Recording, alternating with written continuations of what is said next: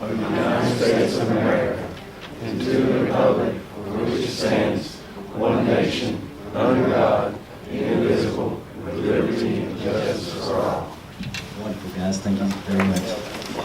Well, I'm David D.W. Cooper. I am a licensed hemp grower and processor and retailer here in East Tennessee. And I have started a nonprofit group to help educate more people. From the time I started this and talking to people, most of the older generation has no idea what hemp even is. They think it's cannabis, and it's not. It's the cousin of cannabis.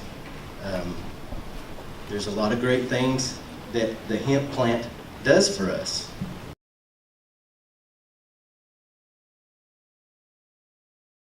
It's very simple. It's just a simple background check, some paperwork, a memorandum that you got to sign. They're not going to come and take your land if it tests hot. They're going to test it for a 0.3% THC to make sure it isn't cannabis. But I mean, that's one of the major things about it. Everybody thinks that, oh my gosh, how can I do that? Well, it's very simple. It's just a $250 fee that you pay the Tennessee Agricultural Department, and they license you. The big thing is finding seed and where you're going to take your product after you grow it. Well, that's where I come in. I'm building a extraction facility in Boones Creek.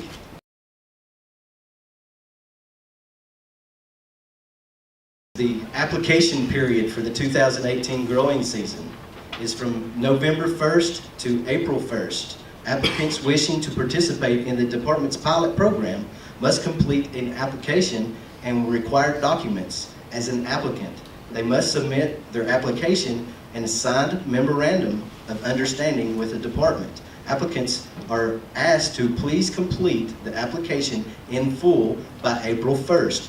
And if anybody would like to do that, I would be glad to help you guys in filling out your paperwork and making sure that you have it done right.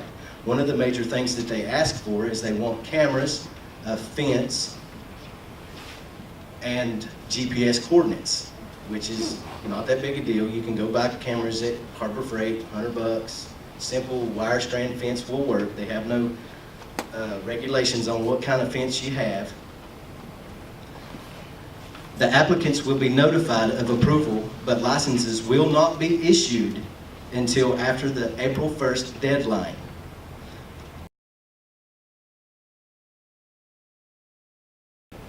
Well, this year we've got some rules changed on that, and we're able to get our own seed or clone. It's up to the Tennessee farmer to get their own seed or clone, which really helps.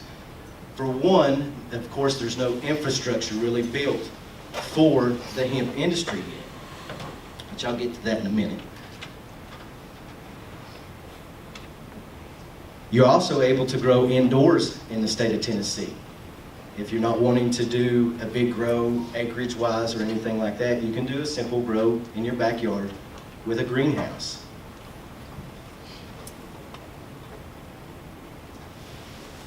There is a seed application that you have to fill out to get your seed registered with the TDA. Anything that is coming outside of Tennessee has to have outside testing done. What we're going through right now is we're having to have a three-party testing done on anything that we're bringing in. One of the team members that I'm working with is on the seed registered list for seed and clones. And of course, I don't see him here yet. He's late. And we can do an international seed, which have to be imported. They have to be detailed of important process. All shipments must be accompanied by the original copy of the DEA, a permit. It has to be registered, just like the domestic seed has to be registered. They have forms on the TDA website for these. And if you need any help, I'd be glad to help you with those, to fill those out also. And if you're looking to farm and want to use us as your seed bank, we would be glad to help you with that also. We're also doing a cooperative where we're working with farmers that can't really afford to buy the clones and the seeds. So we're willing to work with you guys that are wanting to grow, that can't afford that. And we'll do kind of like a buyback at the end of the year for the processing facility. There is a compliance with the federal THC threshold.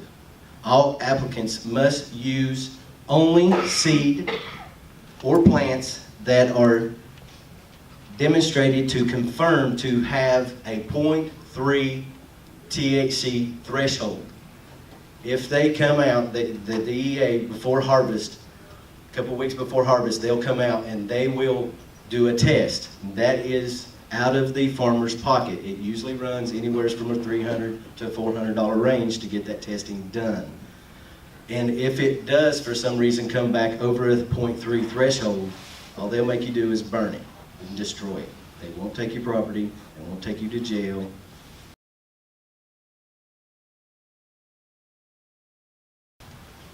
The big thing, like right now, where I'm a processor, I can move material. I can move flour around without having to put in a movement permit.